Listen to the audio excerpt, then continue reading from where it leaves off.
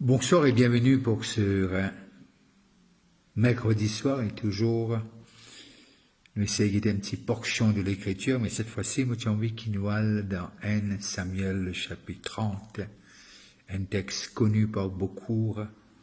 C'est un long texte, mais simplement pour nous capables de comprendre l'idée derrière ce texte et ce qui passait, et moi penser pour faire justice. Nous avons besoin à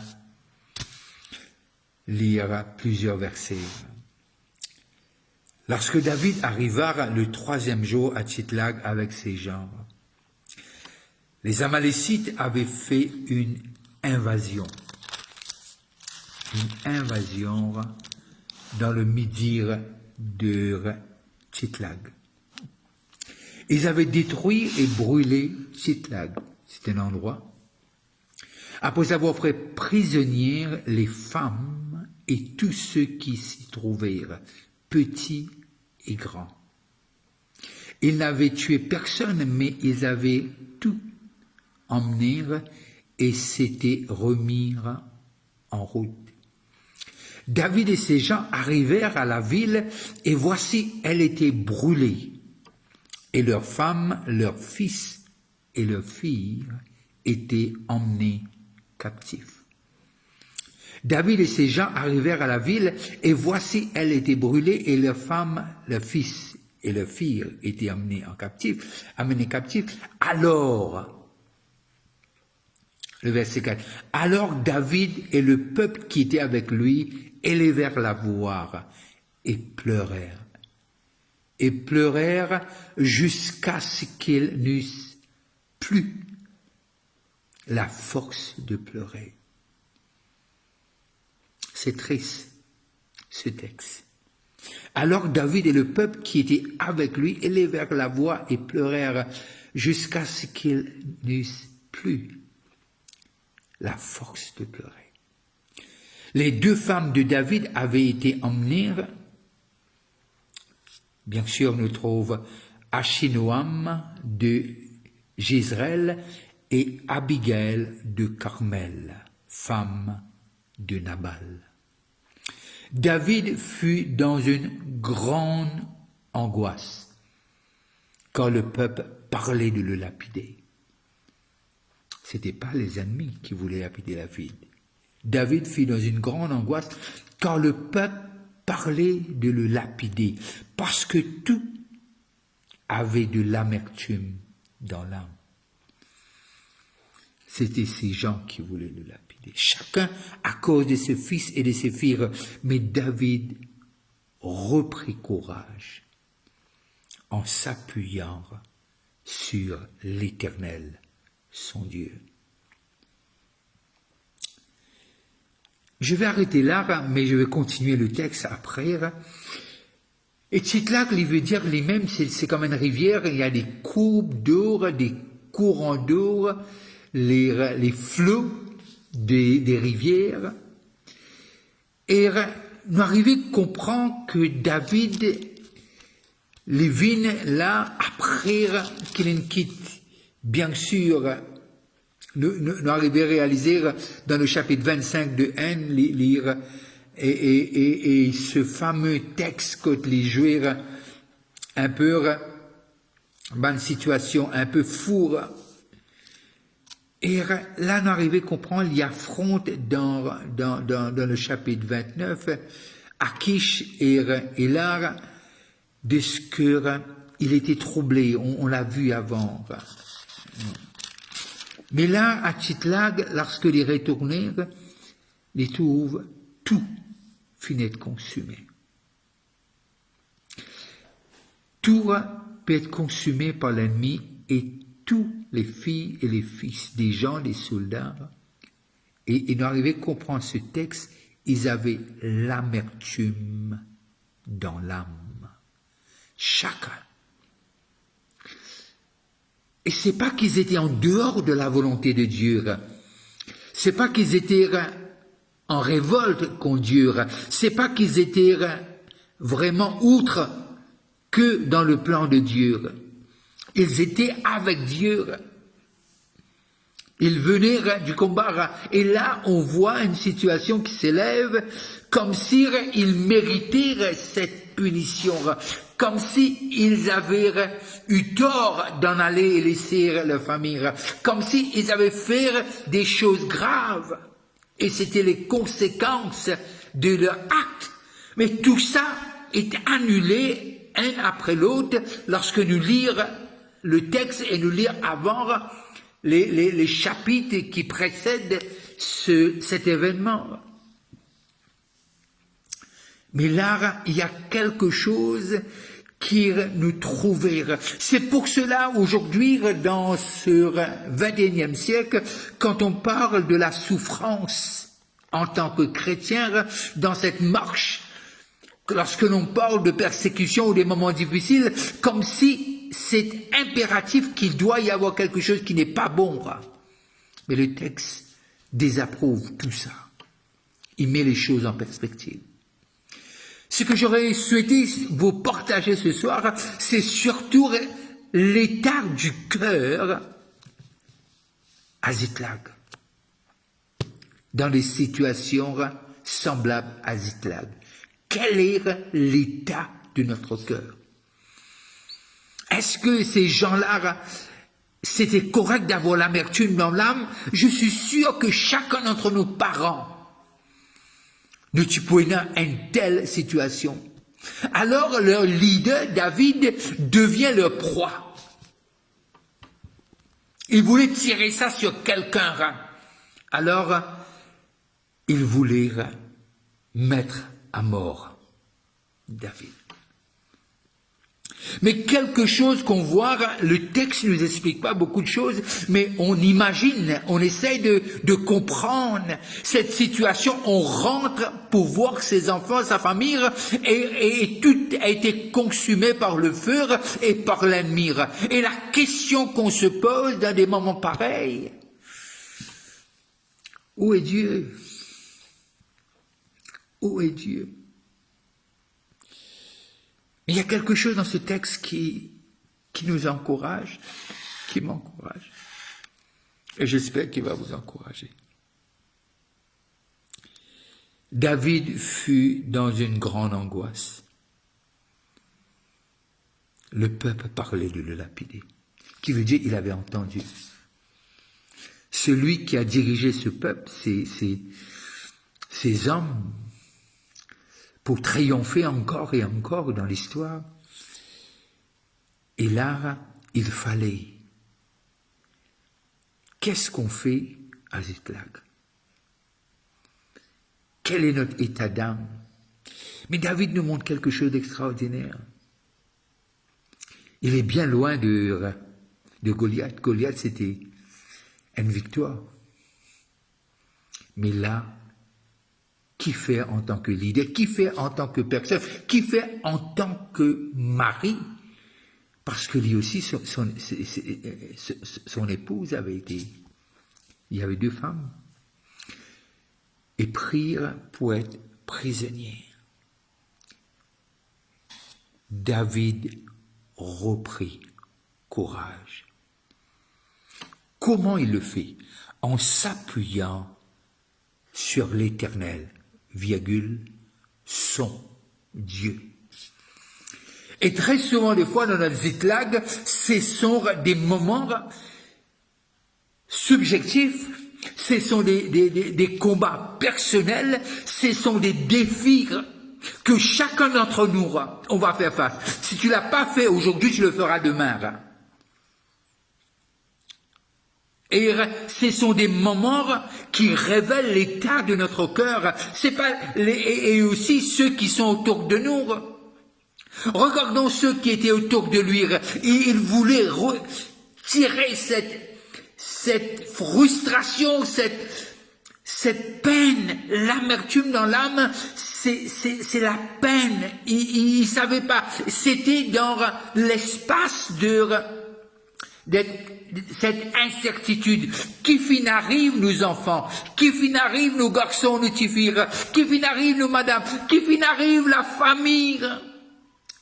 On sait que Dieu est très famille. Mais où est le Dieu? pourrait le dire. Très souvent de fois, l'arrivée comprend, surtout quand nous, trop de jeunes personnes quittent nous, à cause d'une maladie, à cause d'un accident, à cause, et nous posons la question, pourquoi? Pourquoi ces choses nous arrivent? Pourquoi à moi? Pourquoi à nous? Pourquoi à cette famille? Pourquoi à ce couple? Pourquoi cet enfant qui disparaît tout à coup durant la nuit, ou une jeune épouse qui quitte son mari, et tout ça à cause de la maladie ou de la souffrance ou de l'accident? On se pose la question, mais pourquoi? Mais malheureusement, nous n'avons pas toujours une réponse qui est rationnelle, qui est comment nous capables d'identifier, et très souvent de fois, autrement dans une situation qui ne pas prétendre, ne besoin de dire les gens, ne pas comprendre où situation, ne pas comprendre où la peine, mais simplement me comprend que Dieu est bon, même si la vie nous traite, si la vie traite nous mal, mais Dieu ne nous traite jamais mal. Même si la vie apporte des circonstances qui déchirent le cœur, qu'on peut même pas consoler ceux qu'on a été appelés à consoler. Parfois, il vaut mieux dire ce qui est vrai, au lieu d'essayer. Il y a des choses qu'on peut même pas consoler. Simplement, on donne un petit accolade à la personne, on pleure avec la personne. Et là, c'est, comme on dit, entre les deux, parfois. La victoire, il retourne, et là, entre les deux, très souvent de fois, entre les deux combats, et il y a un moment de solitude, un moment de désert, un moment comme si Dieu n'est plus. Peu importe notre situation. Il est Dieu, il reste Dieu, il ne peut pas changer. Il ne peut pas changer. Il ne pourra même pas changer parce qu'il est Dieu, il est l'absolu, il est bon. Je me demande quel est l'état de cet homme. Non seulement David, mais ceux qui étaient avec lui. Mais le texte me dit, David reprit courage. Comment tu peux prendre courage quand tu ne sais même pas s'ils ont fait pendre tes enfants et ton épouse? Ou ils les ont tués sur la route. Mais le texte révèle non que personne n'a été tué. Mais nous arriver à réaliser sur l'état, c'était difficile. Mais il me dit, le texte me dit, David reprit courage en s'appuyant. N'arrivez à comprendre maintenant hébreu qui nous dit que nous capables d'ancrer nous et en qui nous capables d'ancrer nous. C'est Christ, c'est ça notre espérance. Il n'y a rien d'autre lorsqu'on va lire Job. On arrive à comprendre celui qui dit j'ai entendu et à la fin il dit maintenant on a vu. Maintenant j'ai vu, j'ai entendu, maintenant j'ai vu, mais très souvent de fois en deux combats, en des situations où, comme s'il n'y a personne qui est là pour pouvoir nous comprendre, pour nous écouter, ou pour pouvoir nous expliquer. Mais il y a Dieu, David a compris qu'il est son bon berger. Et comme il a dit devant Goliath, moi je viens au nom de l'Éternel des armées. Et ce même David qui dit, tu m'entoures et ta main est sur moi, tu me protèges. Et le texte est noir. David reprit courage. Je ne sais pas qui m'écoute ce soir. Et je pense que tu dois entendre cela.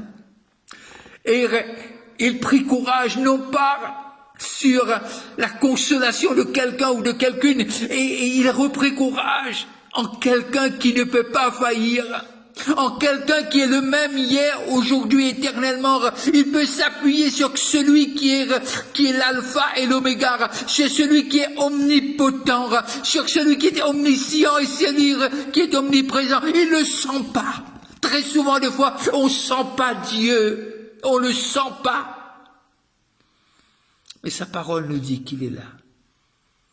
Qu'il est avec nous jusqu'à la fin du monde, la fin des temps, jusqu'à son arrivée. Et très souvent, de fois, on a besoin de s'appuyer. Parfois, on veut quelqu'un qui est physique, qui est prêt, en s'appuyant sur l'Éternel, en s'appuyant sur les attributs de Dieu, qu'il est fidèle, qu'il est notre rocher, notre forteresse, qu'il est celui pour qui on est la prunelle de ses yeux. Aujourd'hui, on sait qu'on est ce sacerdoce royal, on est cet ambassadeur, on est le Fils, en nous habite l'Esprit par lequel on dit Abba Père, et tout ça, on le sait aujourd'hui. Mais lorsque je lis les textes d'antan, je vois un homme qui vivait dans l'ancien temps, mais qui avait eu cette révélation comme s'il était dans le 21e siècle. Il avait cette relation intime qui lui permet et qui permet à cet homme, dans le texte, il dit en s'appuyant sur Dieu, qui veut dire, dans les psaumes, on arrive à comprendre, Dieu était sa force, Dieu était son courage, Dieu était tout pour lui. Si je ne me trompe pas, le psaume 119, le verset 14, il dit, il y a des gens qui s'appuient, qui se réjouissent dans leur richesse, mais le psalmiste nous dit qu'il réjouit dans la parole de son Dieu, en son Dieu. Waouh! Mais David a repris courage. Je vais te dire, it's time to bounce back. Ziklag n'a pas été fait pour te détruire. Ziklag dans ta vie, c'est pour révéler la grandeur de ton Dieu. Ziklag sépare pour que ton visage se recouvre de honte, mais Ziklag s'affaire que sa gloire resplendit sur toi comme le soleil à midi. Ziklag n'a pas été fait pour t'emmener en arrière, mais Ziklag est pour te propulser dans des révélations que tu n'as pas eues encore de ce Dieu qui n'abandonne pas, qui commence et qui termine. Ziklag, ce sera pas à ta fin, mais au contraire, ce sera un autre chapitre de ton histoire. Ziklag n'est pas pour t'abaisser, mais Ziklag est pour t'élever. Ziklag n'a pas été fait, c'est pas une situation qui va te détruire, mais c'est cette situation qui va te consolider, et tu seras plus jamais après Ziklag. David n'a jamais été cette même personne. Après Ziklag. Ziklag. Tu peux dire Vishnu, est-ce que vous pouvez prophétiser ce qui est mauvais? Non. Tout le monde, à un moment donné, pour besoin de faire face à Ziklag. Mais, tu ne seras jamais seul. La victoire est à Dieu, le combat est à lui, et la victoire est à lui.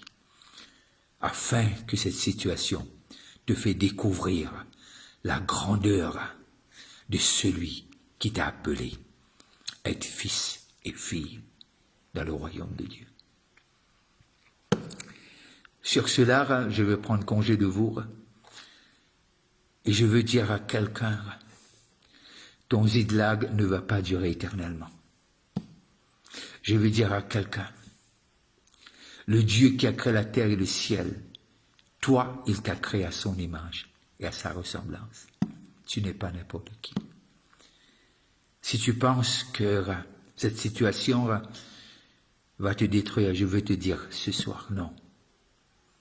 Il va révéler la gloire de Dieu dans cette situation, afin que ceux qui croyaient que tu allais, ce sera ta fin, et devant eux, ils vont leur montrer que tu as fait confiance à quelqu'un, non seulement qui t'a créé, non seulement qui t'a racheté, mais quelqu'un qui te prépare une place, afin que tu sois avec lui pour l'éternité. Ziklag, ce sont des moments difficiles, mais ce sont des moments où Dieu se révèle qui il est dans ta situation. Si tu passes à table, je veux te dire bon appétit et n'oublie pas qu'on se rencontre chaque jeudi à 7h et dimanche à 10h du matin. Soyez bénis et sers que celui que tu sers, il est digne. Tu peux appuyer sur lui ce soir encore. Passe une très bonne fin de soirée et restez connectés. Bye bye et à la prochaine.